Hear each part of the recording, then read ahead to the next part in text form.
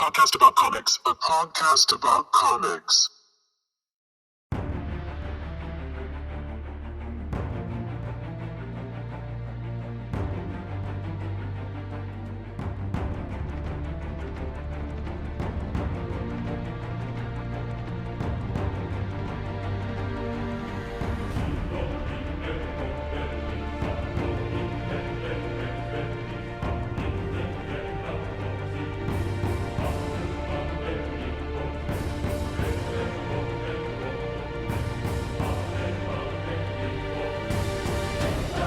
As for your questions, I am Kang the Conqueror. I have come from the 41st century, traveling to this backwater time period for one simple reason: to eliminate you from the timeline. We write our own destiny now. Good luck with that. Welcome back to another episode of a podcast about comics. This is your boy, Tchallabp74 and my man, Kei'Tano. Before we get going, make sure to hit that like and subscribe. Follow us with all news, rumors, confirmations, and gossip. Kei'Tano, how are you doing tonight? I am doing all right. Ready to talk about some Loki. All right, let's get it. Let's get it. Listeners out there, make sure that you email us at APodcastAboutComics@gmail.com about anything that you want to talk to, discuss. If there's anything that we missed and you want to point it out to us, go ahead and hit us up on the email. All right, so you ready to dive into Loki? I'm ready. I'm ready. All right, so let's get it. What was your overall take on the show? Well, when I saw the first episode, I felt that the first episode was the best of the three when it comes to first episodes. Overall, I actually enjoyed it because it felt like a Marvel film. And what I mean by that is it had the comedy, it had, the different references to different aspects of the comics, and it had this upbeat type of feel to it. Not a lot of drama. So, I enjoyed it. Okay. I felt like, for me, I didn't connect with this like I did with Falcon and Winter Soldier, because that one was a lot closer to my heart. Well, I mean, Falcon and Winter Soldier was also taking a stab at real issues that we're dealing with today, whereas Loki is just more on the fun side of things. Well, not just the fun side, but the scope is changing in the MCU. Going into the multiverse. But hey, listen, before we get going, I need to apologize to our listeners. Oh, really? And here's why. Yes, I'm here's listening. why. So I said that I felt when Wanda heard her kids, she cracked open the multiverse, right? I remember that. That was my theory. I was wrong. Let me go ahead and get that steak knife, a little salt and pepper, so that I could eat some crow. I am man enough and can own up and say. And you, even after the show was over, was still feeling like she cracked open the multiverse. And I was like, that's not what they said. At the end of this, we actually saw what really happened. So when she had her kids, yeah, the multiverse was literally disrupted and cracked open, but she didn't do it. Which we're going to dive into when we get down to the ending of this series. Okay. All right, you ready? All okay, right. so Yep. Episode 1 was called Glorious Purpose. Yeah. Right? And there's a lot of things. First of all, let me talk about the Easter eggs. Okay. I felt there were more Easter eggs in this show than in WandaVision and Falcon and the Winter Soldier combined. By that, I mean, every episode was just packed with Easter eggs, gems, like my man over at Raw Hype like to say, Mr. Raw himself, he likes to say nuggets for fanboys or purists. A lot of people like to say I'm purist. My man Dr. Law like to call me a purist. Always like to say that you're a purist. You know what? I don't know if I would go that far into say I'm a purist. But it is what it is. What would you call it? I would say I am a Marvel specialist. Ha, how about that? Can we use that? Can we use that? Bunch of bull, but okay, sure, we'll take it. You take it? I know my man over there, Dr. Law, he wouldn't take it. He won't take No, that. because you know, he used this psychology thing with me, right? He's like, it's okay. It's okay. You're a purist and it's okay. You know, and it's okay. I don't like it though. It doesn't have a good, you know, a good feel to, you know. Is it possible that you are making that word mean something that is a negative connotation as opposed to looking at it in a positive light? Oh, absolutely. Absolutely. Okay. Because I know. So you're like, hey, sure. Yeah, I know how fanboys can be. And I don't want to associate myself with certain fanboys because certain fanboys are just ridiculous. But hey, okay, it is what it is. That's fair. So you know, we start off with the show with glorious purpose, right? We see where Loki goes back, picks up from what happened in Avengers Endgame when he snatched up the Tesseract, jumped back in time, and because he disrupted the sacred timeline, the TVA went in, snatched him up to take him to the TVA. And they pruned what he caused. Yeah. And then, you know, he goes to the TVA to go through the whole process, and you got to see his identification, his docket, right?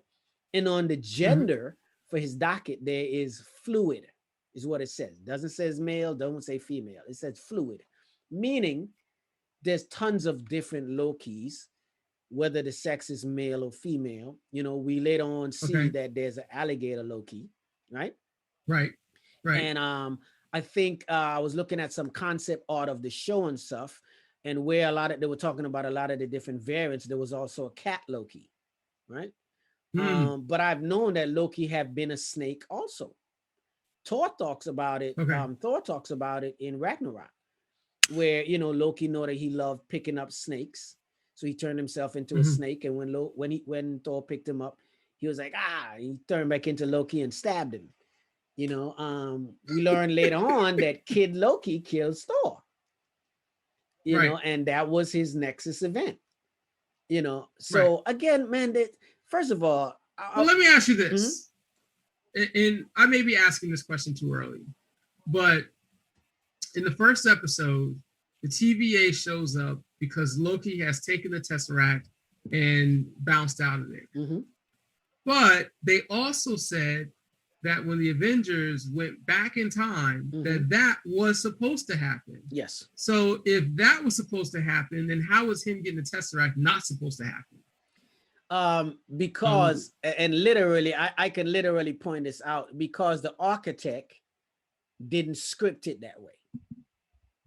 There's so much that Immortus says in the last episode, in the finale. If you only pay attention to it, the only thing that you're going to say is, wow, oh man, because he literally tells you what he does, right?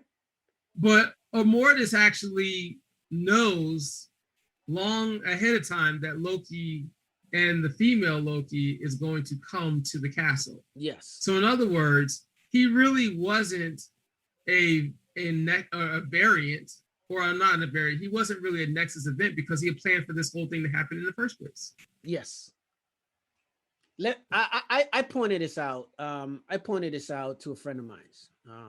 Matter of fact, I was actually on another podcast. Shout out to my guys over at Nerding with Friends. So if you guys have a minute, go over and check those guys out.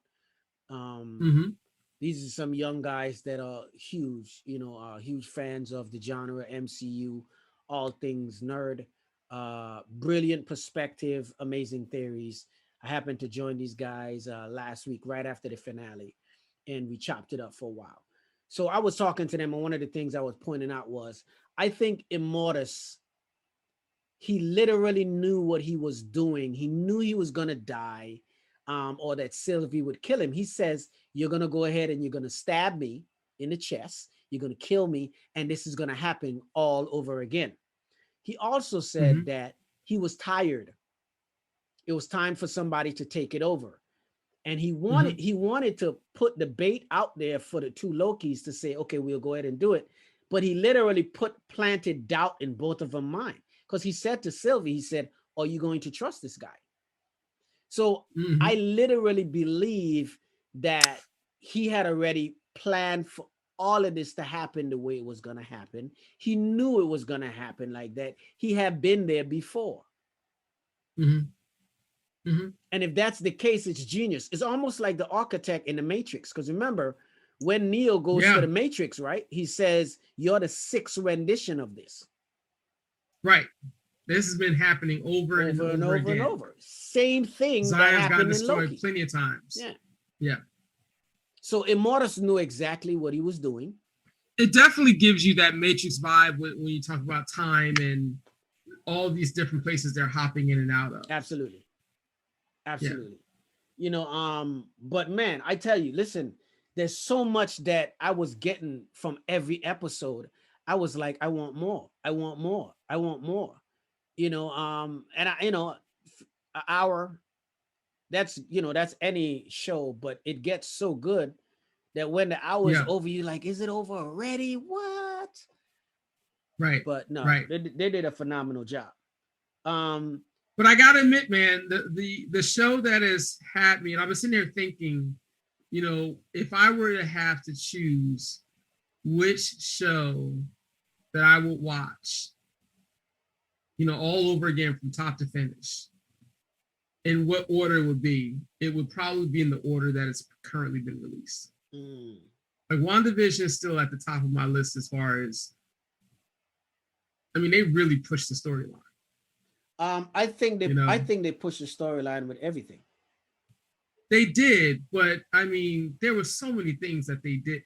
Like, for example, the episode where what's her name? Photon, when she comes back, right? And you see her materializing in the hospital room, and then all the chaos that comes with bringing all these people back.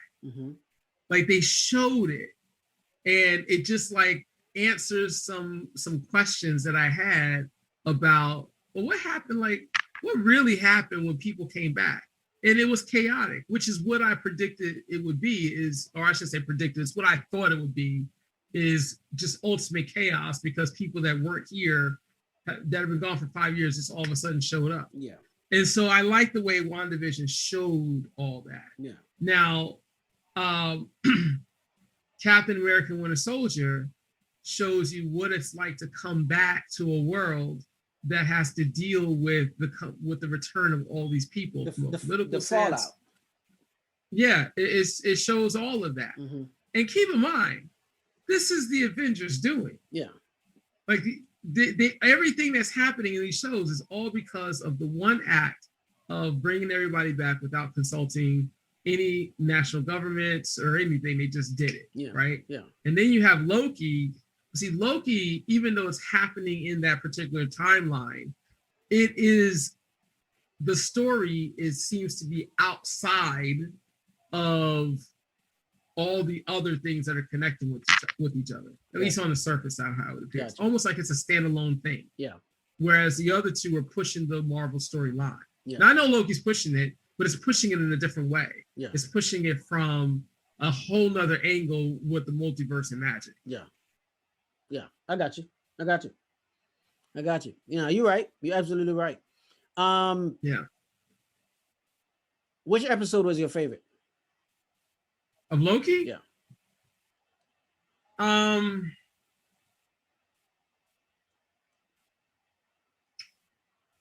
It's a tie between the first episode and the last episode for me. Okay.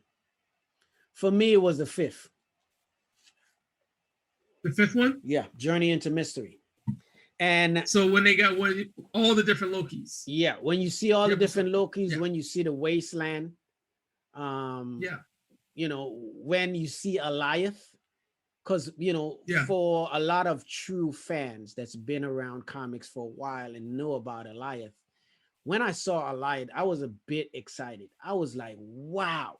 And again, that's fair. Hats off to whoever is doing the source material research for this phase.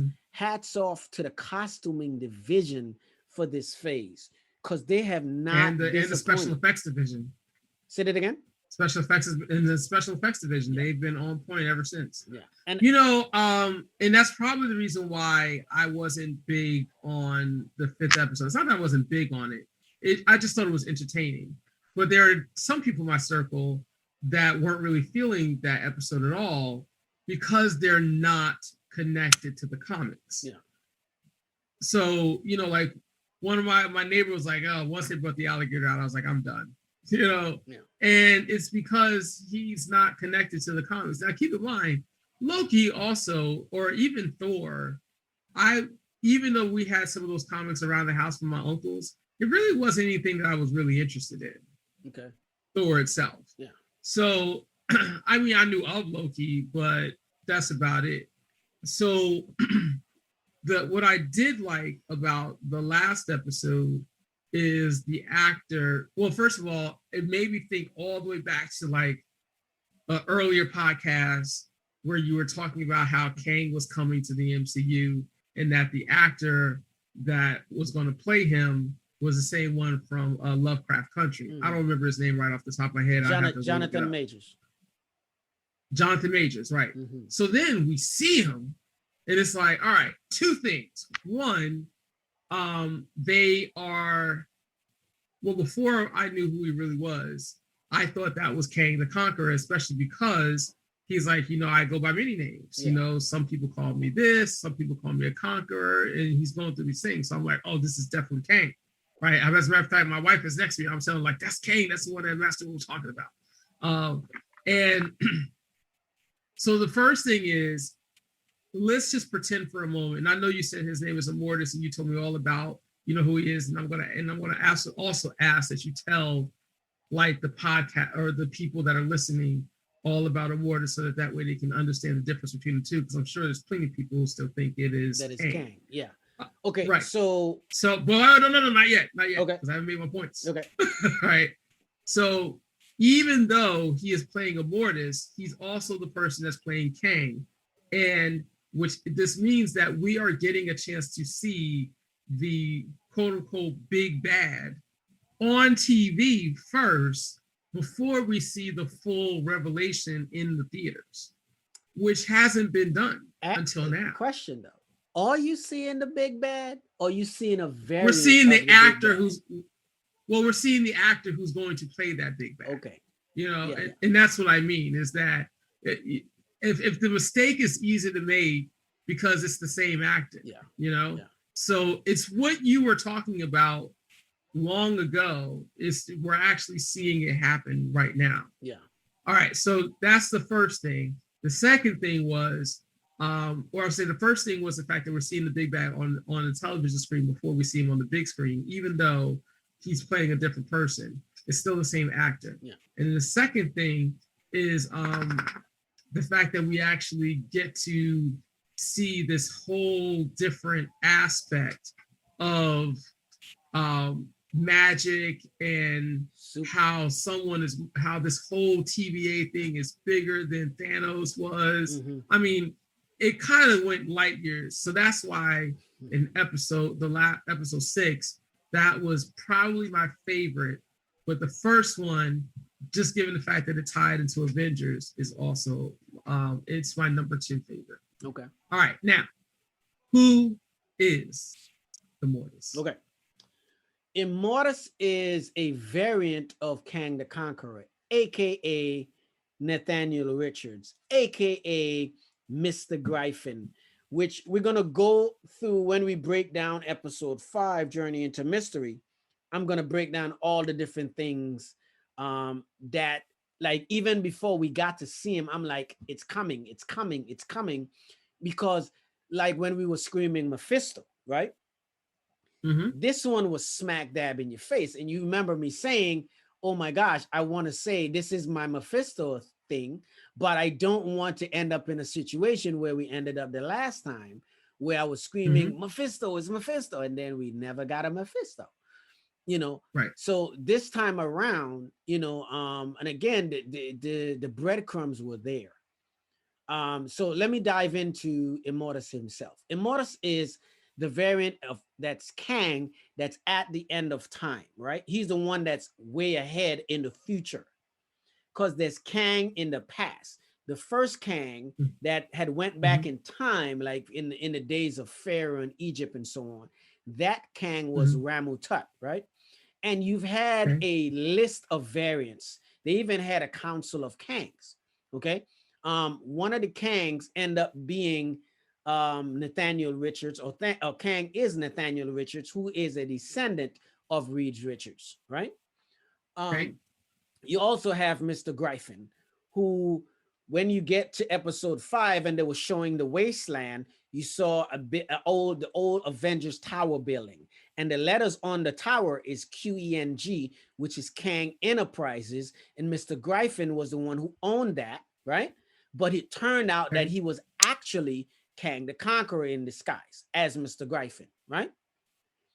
Okay. Now, when you go back to Spider-Man Homecoming, right? Tony Stark sells the Avengers Towers to a buyer, right? We never knew who the buyer was. Some people were thinking, oh man, it's Reed Richards. Oh man, it's this person, it's that person. What if it was Kang all along? Could be. Because again, he is all over, and because we didn't know that he was literally sitting there with his little Geppetto strings, pulling the strings as the architect, he's out here doing things and we just didn't know. Even in all the other Avenger films. Yep. In Endgame, when Tony and the team goes back in time or whatever, on one of the clock dials, there's one that goes to like 29 or 2899 or something like that, right? Meaning they go forward in time. One of the things Tony said, and a lot of theorists has been talking about this, Tony said what to Cap when he gave him the shield back when Thanos was out front, waiting for this beat down that he was about to give the Avengers. Tony said to Steve, he said, when you mess with time messes back. Time messes back. How much do you want to bet that Tony knew about Kang, or he knew that there was somebody out there pulling strings? He talked. Oh, I don't know, man. Listen, man. He spoke about the Deutsch proposition, right? Literally, when you watch Loki and some of the Easter eggs, they talk about the Deutsch proposition.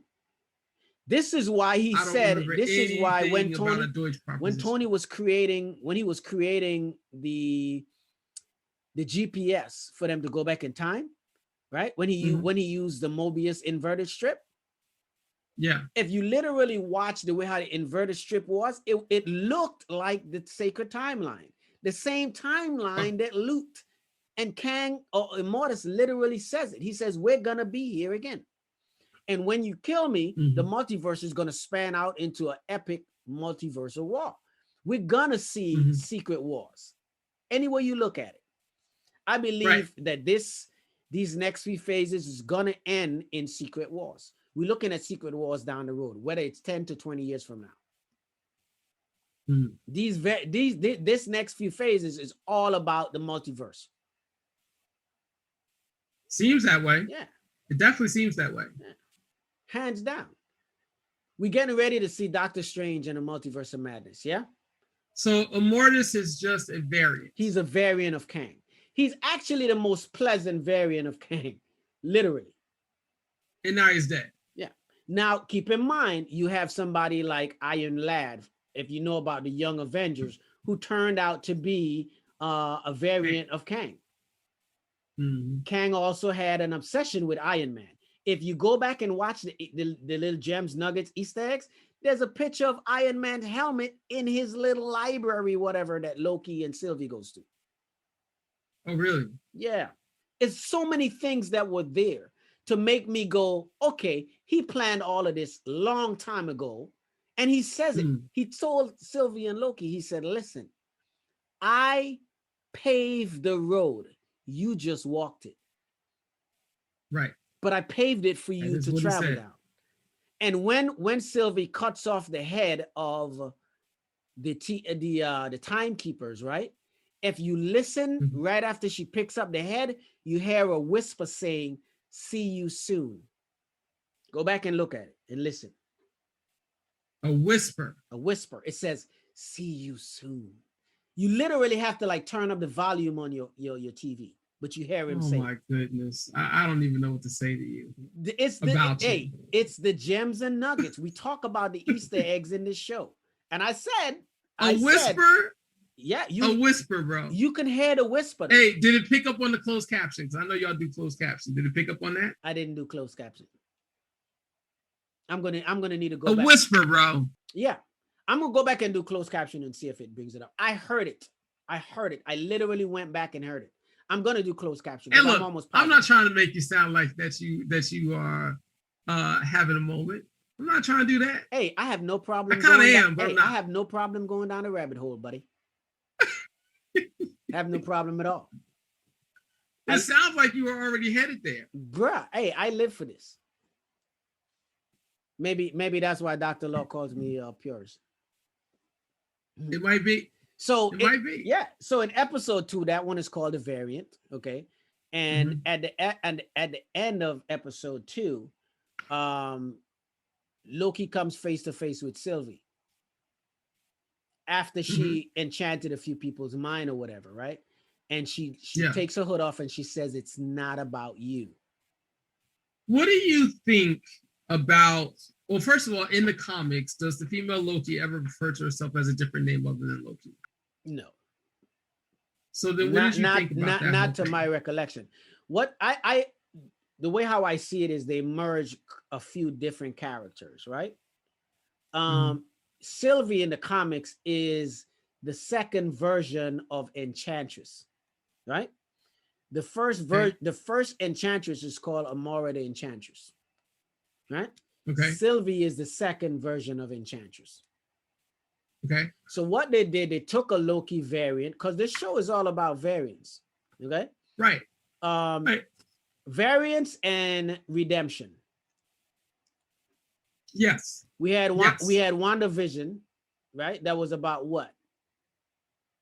Identification, right? Getting over hurt and loss. Well, not so much. It was all about Wanda becoming the Scarlet Witch. Remember, she didn't know she was the Scarlet Witch. Well, yeah. But she still has to get over all this hurt and loss by the end of it. Yeah. But I get where you're coming from. It is her becoming the Scarlet Witch. Yeah. Yes. Then Falcon and Winter Soldier was about what? Well, about him becoming the Captain America. No.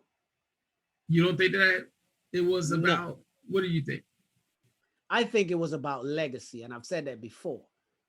It was all about legacy, and you can't talk about legacy unless you talk about who have been there before. That's why the whole Isaiah Bradley story was so crucial. You can't talk about, oh man, we're getting the first Black Captain America when they were actually a Black Captain America before. Yeah. Right? People just didn't know about him because the government locked him up. Yeah. I mean, if you want to say that that's, I don't know if I would say that that's the overall theme, but I'll take it.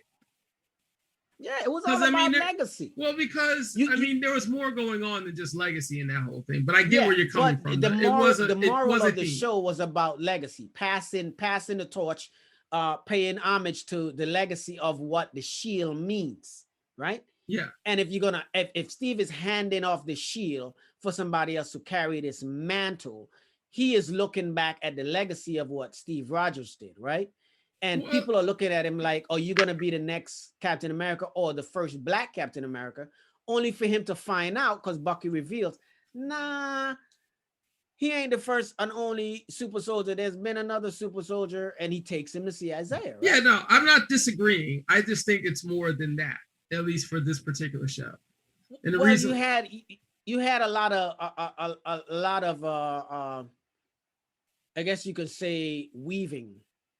Well, I was just thinking from the political aspect of it all, where you have this group of people that are disenfranchised and they're coming together to buck the system.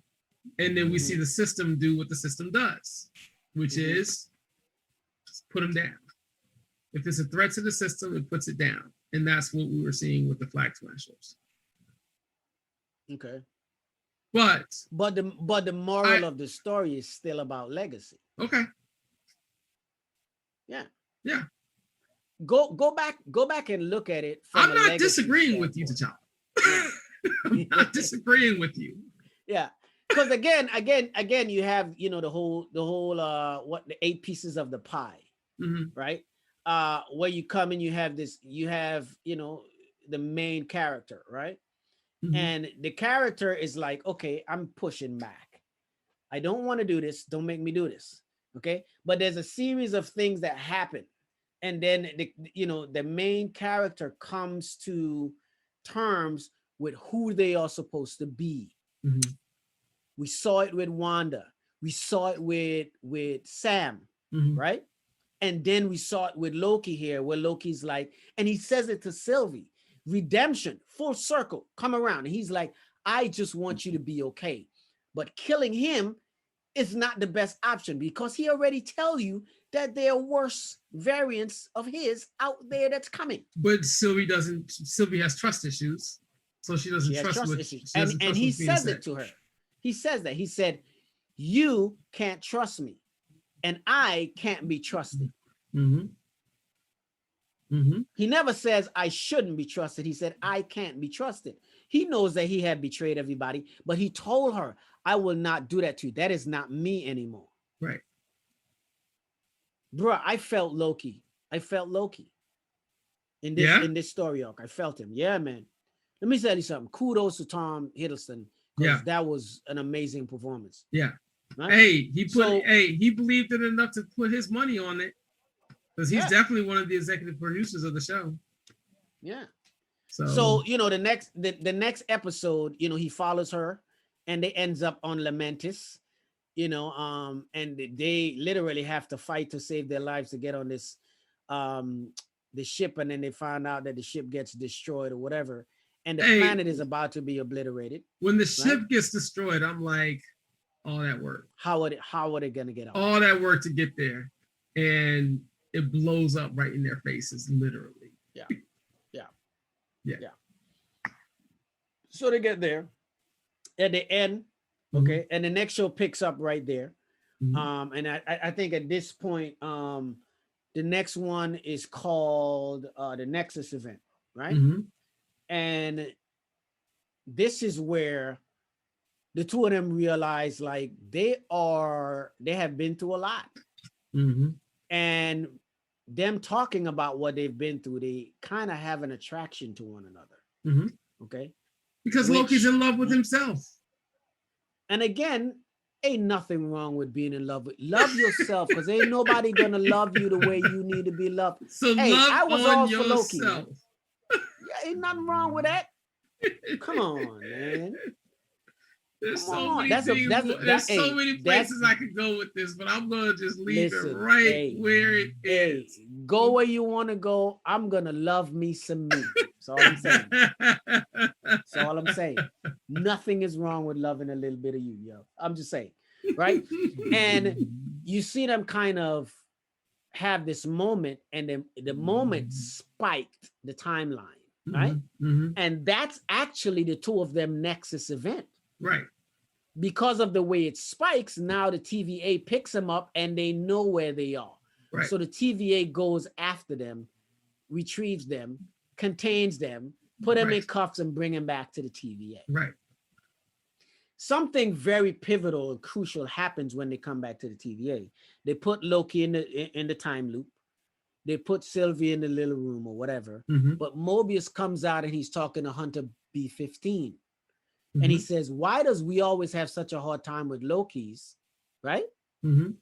He said, we have caught Kree, we have caught vampires, and we have caught Lokis, right?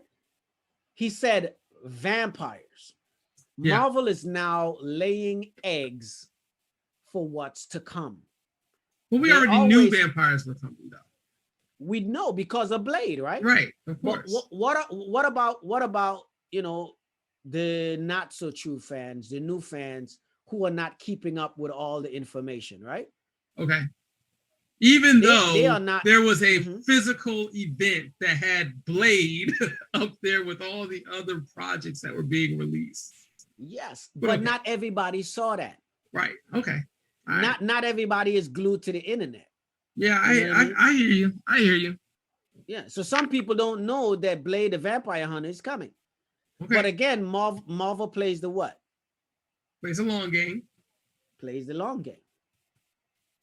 They do. So we see them actually laying eggs. And I'm telling you, do not be surprised if he shows up. There's two places that I feel like he's going to show up, or one out of the two. He's going to show up in Multiverse of Madness. Yeah. Or he's going to show up at the end of the Morbius movie. And here's why. Morbius and Disney are playing ball right now. They're very friendly, right? Yeah. Morbius is a vampire movie that's straight out of Marvel Comics. Do you think there's going to be a connection to the character that we have already, or no? Two totally different characters and not going to make one related to the other? The multiverse just cracked open. You better believe it's all connected. So who was his name that played Mobius in the TVA? Luke Wilson? No. Owen Wilson. Owen Wilson. Okay. So do you think Owen Wilson will be in the Mobius movie to some degree? No. Okay, no. Okay. That's two different Mobiuses. Well, that's what I mean. One is Mobius. Mobius, I think, is his name, right? That's the one we just saw at the TVA. I thought it was Mobius. I didn't know it was Mobius. I thought it was just Mobius. No, Mobius. Mobius. Yeah, but his first name and his last name is Mobius. Okay. Right? Now, the living vampire is called Morbius. Morbius. Oh, MOR. Okay, gotcha. I thought it was MOB. Yeah. It's I MOR. believe there will be a post-credit scene where Blade shows up. Hey man. And is now hunting Morbius. When they do the Blade, vampire. When they do Blade, do you think it's going to be as big an event as Black Panther was? No. Even with the history that we have of Blade? No. Here's why. Black Panther was a phenomenon. Mm-hmm. Culturally speaking. Yes. Okay. And for somebody who worked a lot of those events, for somebody that been to red carpet premieres and stuff, seeing the impact that Black Panther had, where people are showing up in African attire. Yeah. So you're saying that because it was more on the cultural side, that culturally it's not, because it was a cultural event, it won't be like that for Blade, because Blade is not a cultural thing. It's a vampire thing. It's not. Even if it's just a vampire thing. Even though the lead is a black actor. Yeah. Even though the lead is a black actor. Representation matters. We got our first black lead, right? And he's the king of the most technically advanced nation in the world. Right. We got to see the potential of us as black people. Okay. And that meant a lot. Yeah. One of the interviews that Ryan Coogler, Chadwick Boseman, Denai Guerrera, Lupita, all of them said they understood the importance of Black Panther going in. When Chadwick was talking about the two little boys with cancer, when he broke down crying, he was like, every day he had to learn how to speak Xhosa, and he was like, I had to learn my dialect, I had to learn the meaning of my words, and so on and so on. My job, like the importance of that, seeing what it was doing for these kids, who just wanted to just survive long enough to see the release of the movie. It had transcended just being a superhero movie. And that's why I said it was a cultural phenomenon. Yeah. We had athletes that was playing, what do you call the big soccer thing? World Cup? Yes. These guys, when they got a goal, man, they running up and down the field, putting up the Wakanda salute, right? Saluting in Wakanda. Like this was the impact that it had. Yeah. Right? Blade is not going to have the same impact. Right. Not from a cultural standpoint, not from a cultural standpoint. Yeah. Yeah. So, episode 4 was called the Nexus event, right? Mhm. And, it picks up, like I was saying, when they catch him and they take him in or whatever. And it's at that very point that Loki tells Mobius that he is a variant, right? Yeah. And so he snatches up Rayvana's her time thing, and he finds out that he's actually a variant. And the lady that he was looking for, the hunter, who she said she died. She actually pruned this lady. Yes. But he saw that she was actually with it. So he realized something is not right here. Yeah. Right? In the comics, Rayvana Renslayer is actually Princess Rayvana, who is the love interest of Kang the Conqueror. Do you think they're still going to roll with that, or you think that they've already abandoned it? Absolutely, man. Absolutely. Because I was rolling with that for a minute, and then I was like, this chick really doesn't know where she came from. Like, I thought she was hiding it, but I really don't think she knows where she came from. I believe her brain was scrubbed. I believe all TVA employees' brains are scrubbed. Yeah. And I believe Immortus set it up for that way. I thought that she was actually in on what was really going on. But when what's the animated character's name? Miss Minutes. Miss Minutes. When Miss Minutes says he who remains, I think, says that you'll probably need this more than anything else, and gives her that information. And I was like, she really don't know. All this time I'm thinking she knows who's really behind the timekeepers, but she really didn't know. Absolutely. Miss Minutes was the true villain of all, man. Miss Minutes is the true villain, bro. Yes. Listen, why do you say that? Why do you say that? Listen, Miss Minutes and Immortus was working hand in hand. Yes. They kept asking Miss Minutes for information, and she was like, "Oh, I'm looking." Right, but she ain't really doing nothing. She ain't doing a thing. Yeah, she was stalling, man. Yeah. Miss Minutes is cruddy with her little clock face looking behind. I didn't know you had a thing against Miss Minutes, yo. I did. Miss Minutes is cruddy. She was cruddy, man. She was cruddy. All right. So, Mobius gets pruned. Mm-hmm. Loki gets pruned. It goes off when he gets pruned, right? Mm-hmm. And then the post-credit scene, we see him wake up and there's other variants of Loki standing over him. Right. Then it goes into episode 5, which was my favorite episode. And I'm gonna break down a few things for you. And I hope I don't go down the rabbit hole too deep. Hey, I will pull you back if you go too far. Okay. There was so much that was in this. I have to drop it. Okay. So he wakes up on the little apocalypse wasteland, right? Mm-hmm. Soon as he wakes up, he sees the other variants or whatever. He's like, what is going on? Blah, blah, blah, blah, blah. But before any of that happens, you see what happened in the last episode where, they fight the timekeepers or whatever. The head get cut off. He gets pruned, and so on. He wakes up on whatever. The camera pans into the wasteland, right? Mm-hmm. The first thing you see or you notice if you're paying attention is the Sanctorum, Sanctorum. Doctor Strange's his abode, if we're gonna go there, right? Okay. But this is the Sanctorum that was pruned, right? Or that city of New York that was pruned from that timeline, right? Okay. We also see Avengers Tower. And again, the camera is panning down. We see Avengers Tower with QENG on the tower. And if you pay attention, that's straight out of the comics. And a lot of stuff is straight out of the comics for this episode. That's from Kang Enterprises. So we see in Homecoming, when the building was sold, Avengers building, that the person who owned it was from Kang Enterprises, right? Okay. Who actually was Mr. Gryphon. So then we go on, it goes down. The next thing that we see is a purple cloud, which was Alioth. Mm-hmm. Straight out of the comics, Alioth would actually eat your soul if you out there. He would feed on your soul if you out there in that apocalyptic wasteland at the end of time or whatever, where you were pruned to. Okay. Right? Okay. Then there's a ship,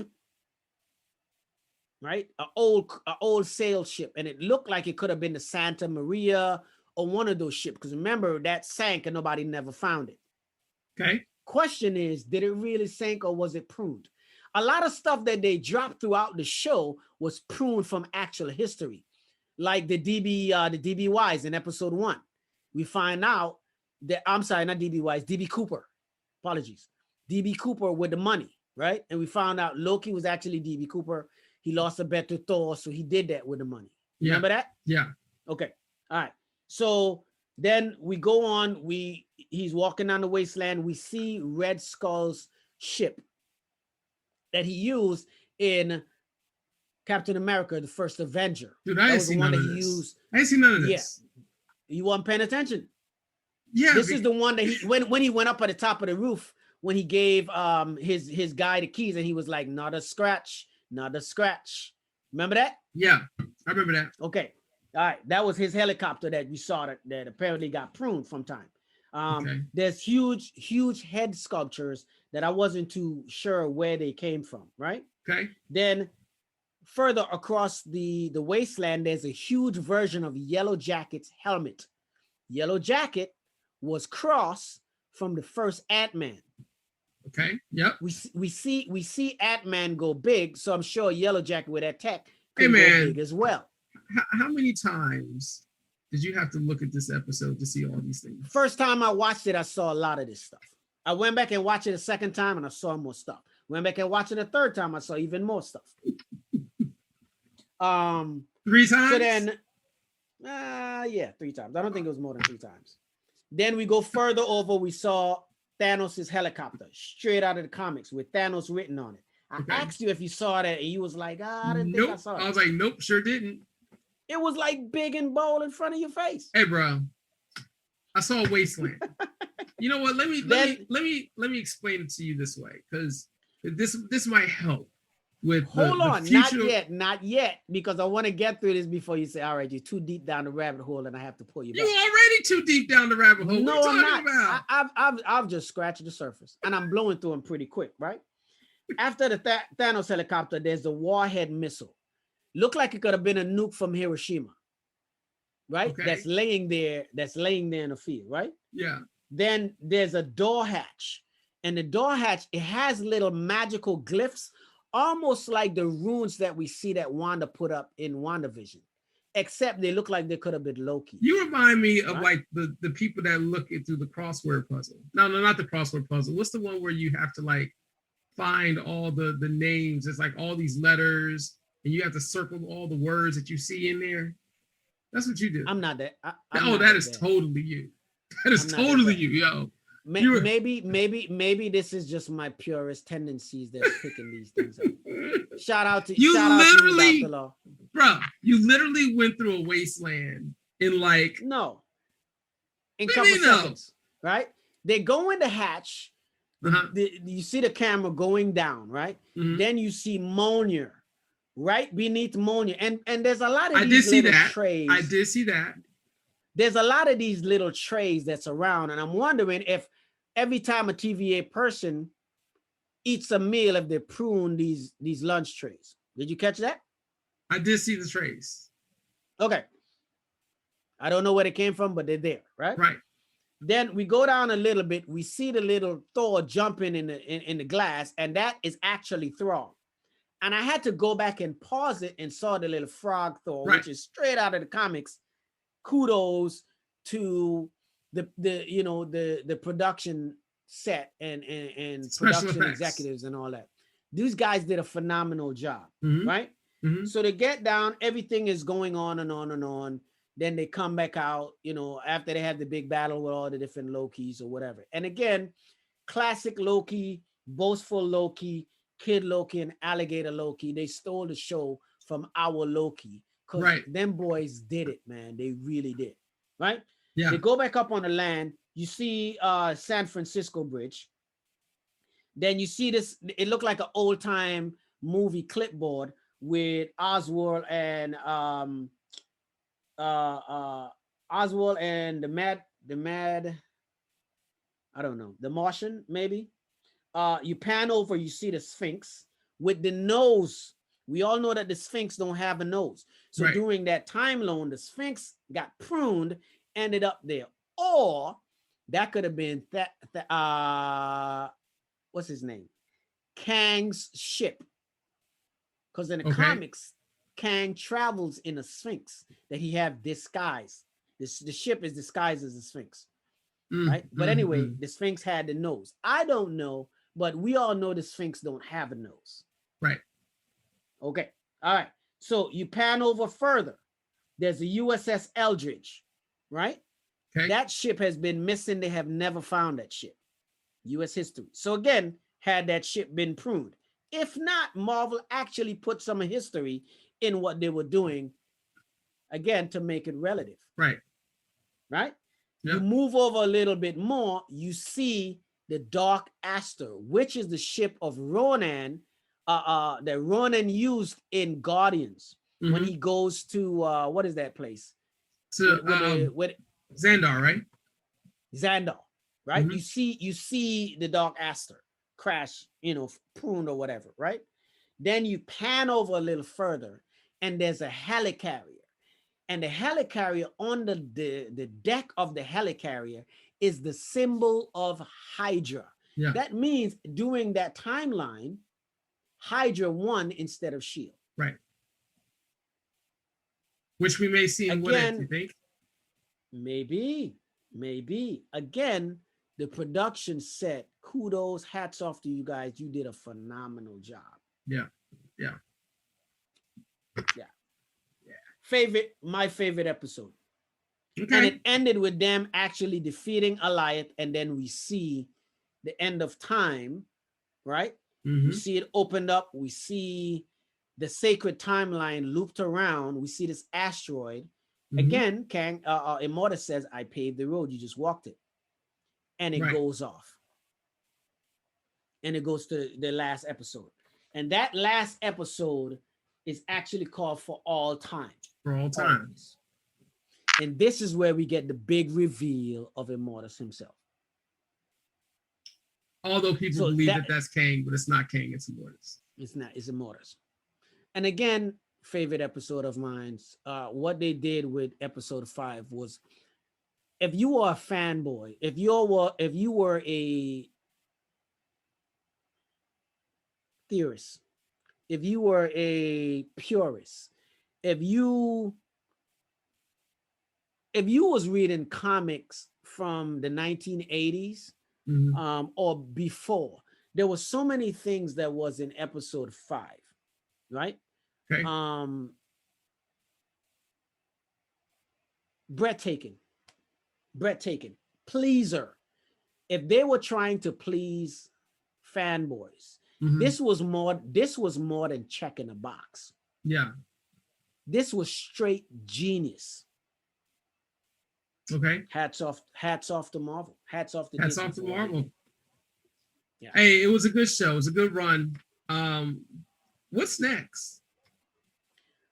We get the What If series here in about a week and a half. Okay. And then after we get, the What If series, I think we roll into Hawkeye, Miss Marvel, Shang-Chi, Eternals, Spider-Man, I think is what all we have. So it's a good lineup. Good lineup. Great lineup. Yeah. Great lineup. Yeah. All right. Out of all of those though, I'm excited for everything, but I am looking forward to Shang-Chi because I believe we're gonna see stuff from Shang-Chi that's gonna tie in with Falcon and Winter Soldier. It's also gonna tie in with Black Widow. Yeah. Black Widow, man. So, we're gonna talk about that on the next show because that's probably gonna take up quite some bit of time. But listen, can we talk about Jonathan Majors for a second in the performance that he gave? About who? Jonathan Majors. Hey man, I'm gonna tell you right now, that takes something to play a character the way he played it. That takes, because there's this erratic behavior that he has. This you know what it reminds me of? Remember Mitsuplik? Yes. Do you not remind you of him? Kind of. with that. Well, let me tell you something, man. I saw something from Jonathan Majors, and I have to give props to Sarah Finn again. You're always giving Sarah props. I am always giving her props. She have not disappointed me yet. Yeah. But I saw something.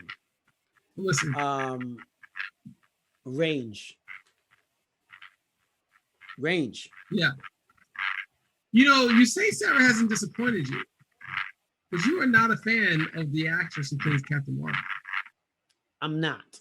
I don't know. I can't say I'm not a fan of Brie Larson. I'm not a fan of the way she plays Carol Danvers. She's not Carol Danvers. She have not made me believe she's Carol Danvers. Some friends of mine who can't stand Brie Larson as Captain Marvel, I said, so who would you cast instead of?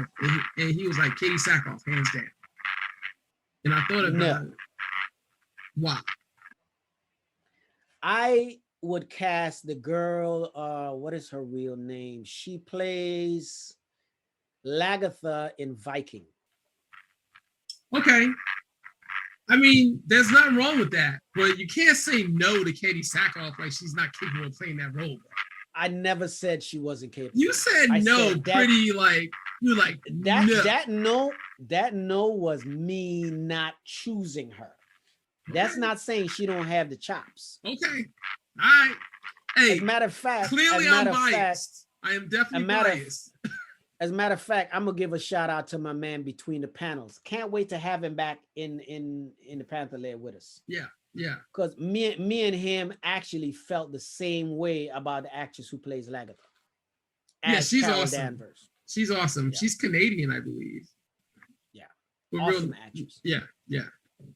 But if Sarah Finn believes in Brie Larson, go ahead and say it. I stand with Sarah Finn. Oh, I thought you were gonna say I believe in Brie Larson too. Then I don't believe in Brie Larson, but I stand with Sarah Finn. I hear you. Yeah, I got you. I'm with her. I got you. Did you get a theatric feel for Jonathan Majors? Yeah, like if he has done any like on stage work, you could definitely see it in that performance. And if he hasn't done any on stage work, if he hasn't done any theater, I'd be shocked if he doesn't have like a lot of theater on his belt. Because it takes that kind of you have to go to that kind of place to play that character that way. You do. Mm-hmm. Do you remember when Loki first came on the scene and everybody was like, oh man, I love Loki. Oh my God. I'm not talking about the show. I'm talking about the first Thor. Yeah. Yeah. He was a fan favorite. Yeah, I can see that. For somebody who goes to conventions, right? After the first Thor drop, everybody wanted to be Loki. Everybody was dressing up as Loki. Right? Hey, they had, to me, casting Loki was like, that probably took a lot of work, because you needed someone that can not only play that role, but like play it in the costumes that he's going to be in. Yeah. You know, I'm going to tell you who else brought it. Classic Loki. You like classic Loki? Glorious Purpose, man. Yeah. I mean, he Glorious Purpose. I like how he was like, he focused more on the magic than anything else. And he said it. Yeah. He said a sword in the hand of a Loki is worthless. Because all it dulls down our magical potential. Yeah. Classic Loki, man. Glorious Purpose. Yeah. It was a good show, man. Amazing. It was a good show. Amazing. But Jonathan Majors, though, man, I can't wait to see what else he do and how he bring it, because we're going to be seeing him pop up, and we're going to be seeing other actors probably popping up as Kang. We're going to see a female Kang too. You think so? On a Council of Kangs, yeah. Okay. Well, if they do a Council of Kangs, I believe they're going to have a Council of Kangs. And why? Because we see when he was talking about the war, the multiversal war with his variants, it was like a lot of them that was like beefing with one another. Hey, I'm not saying we're not. I'm not saying we're not going to get the council, but I am saying that there are times where they do things with the storyline. You're like, you can't have this without that, and they still give you this without that. Yeah. Again, though, the source material and what they've been dropping has been like spot on every single time. Well, so, hopefully they continue to stick that way, because we have seen them veer off of like the source material as well. We've seen that. True. We'll see. A couple questions before we go. Okay. Do you think that it was Immortus's plan all along to have Sylvie kill him? No. Because he literally said that at one point. He was like, I don't know what happens after this point. I think he lied. Possibly. But why lie though? He knew it was gonna come to that. Because he said, but why you're gonna kill me, it's gonna loop around, we're gonna end up right here again. Right, but why lie about it? If he's been telling the truth all this time, why drop a lie at the end? Let me ask you a question. Did you watch him play with his little disc? He set the disc specifically where he needed to set it, so that when Sylvie uses it and sends Loki back through the portal to the TVA where she sends him is where Kang is actually running things. And if you remember, and for our listeners, one of the things that I said is I think we're gonna see Kang in the very last episode. One of the last things we're gonna see is Kang overlooking everything. We didn't get an actual Kang, but we saw the statue of Kang. Right. Not Immortus. We saw Immortus. I still don't think we saw the statue of Kang. I still don't think he knew. I think that a choice sets other events in motion. So when she sends Loki back, it sets up whatever's going in motion on that path. If she doesn't send Loki away, Matrix, then it's another path. We said it earlier, the Matrix. Yeah. This architect have already known how it's gonna go. I don't think so. And he's why lie? Why not? Why do it in the first place? So if he's been telling the truth all this time, why drop a lie and say, I don't know what's gonna happen next, when you really do? Because he wants his ultimate plan to be executed. I'm not buying that. Not buying that. Okay. Right, next question. Let me ask you this. Okay. Why did he wink at her and said, see you soon? Because he knew what would happen if Sylvie killed him. Come on, man. Come on, Kei'Tano. No, I'm not buying it, bro. I'm not buying it. When he said he didn't know, right. I think he was telling the truth. Okay. For the listeners out there, y'all hear it here first. Please, that when it happens, I'm going to rub it in his face. I will have his crow on a plate with some salt and pepper. And how, wait, first of all, now we got to determine how does this get proven? One way or the other. We know it's going to, however it's going to be proven, it's going to get proven. That is not good criteria. Hey, listen, man. Hey, listen, man. However they do it, but it's going to be done. This is why I could come back and I could say, I thought that Wanda was going to crack open the multiverse. Here's the thing, though. When Wanda hear her kids, it's at that moment, because I sent you the article, it's at that very moment that Sylvie kills Immortus and the multiverse branches out. And it's at that point when the branches, when they branch out, is the moment that Wanda hears her kids. Do we hear the kids in Loki? A part of what I said was right, but a part of what I said was also wrong. Do we hear the kids in Loki? Do we hear the kids in Loki? No, but we see the multiverse, all the branches. And it was doing that. It's during that moment that Wanda is in her post-credit scene where she's doing her thing with the Darkhold, right? And she hear her kids cry out from another multiverse, and then she does her thing.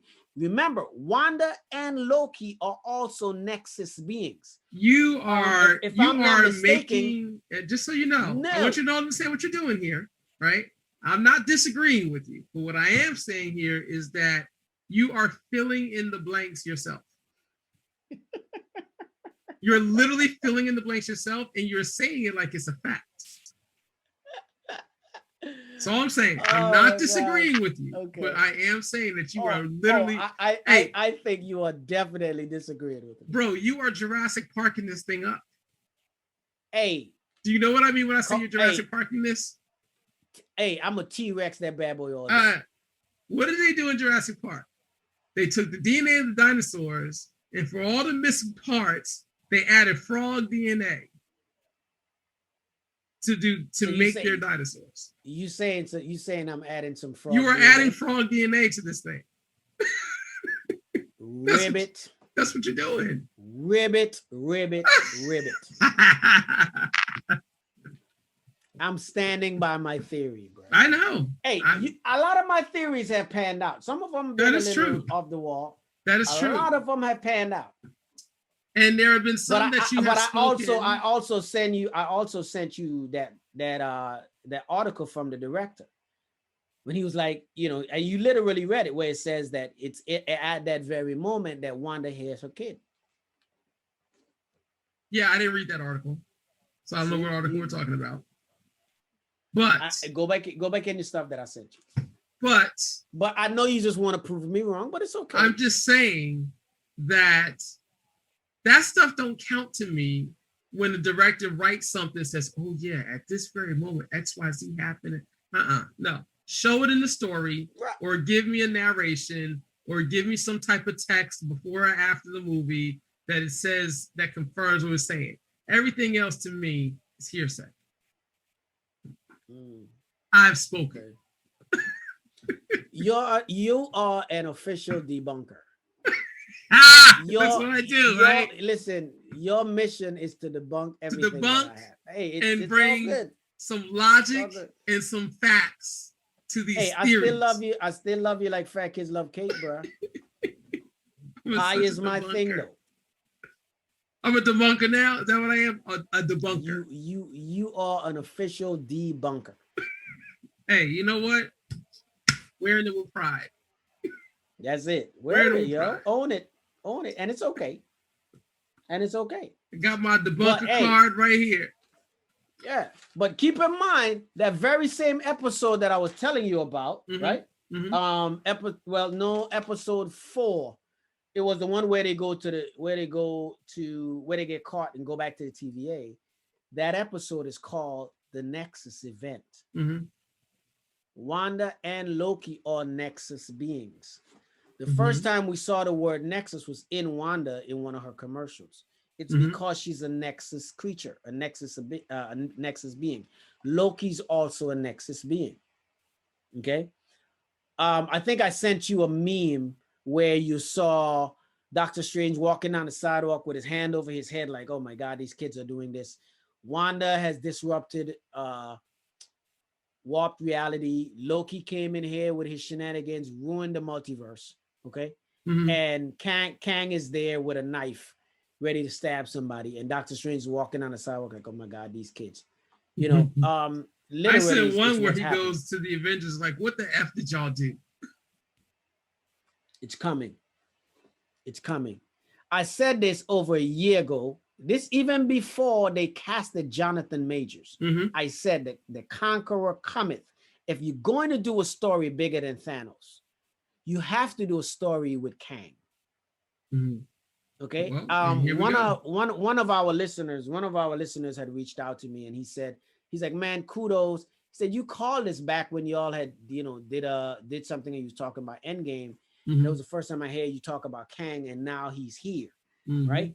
And I said to him, I said, Marvel just need to go ahead and cut the check. And I said, look, I don't work for Marvel, but it only makes sense, right? Yeah. If you do somebody as big as Thanos, and it takes you 3 phases to build to him, you have to do somebody else that's bigger, a bigger threat that the Avengers have fought and lost and fought and, and end up, coming full circle and winning the day or saving the day or whatever. Yeah. I mean, this guy have fought against the young Avengers who they have been lining up and setting up for a while now. Okay. One of the young Avengers is actually a variant of Kang. Right. which you said earlier today. Yeah. So it only makes sense that you bring, this villain in that's gonna shake things up for the Marvel universe. Okay. All right. Makes sense. So again, not all of my theories are right, but a lot of them are.